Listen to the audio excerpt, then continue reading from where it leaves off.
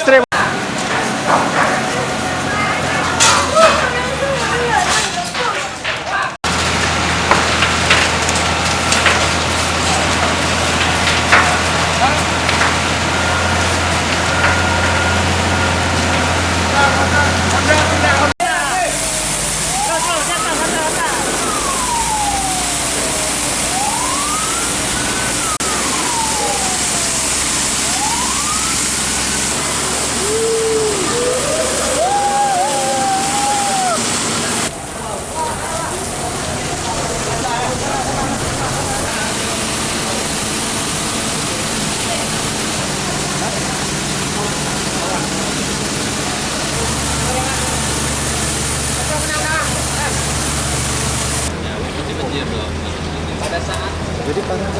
Sebenarnya rumah kondisi pada hari atau jam tersebut tadi ya kondisinya memang dalam keadaan kosong.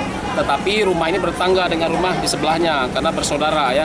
Jadi kebetulan suaminya berada di luar dan istrinya kebetulan melaksanakan ibadah haji. Ya ibadah haji berarti tidak di tempat. Kemudian yang tinggal pada ini ada 3, ya, yang 2 masih sekolah, cuman yang umur 3 tahun posisinya ada tempat neneknya, tempat makciknya, kemudian bermain-main ke rumahnya, ya.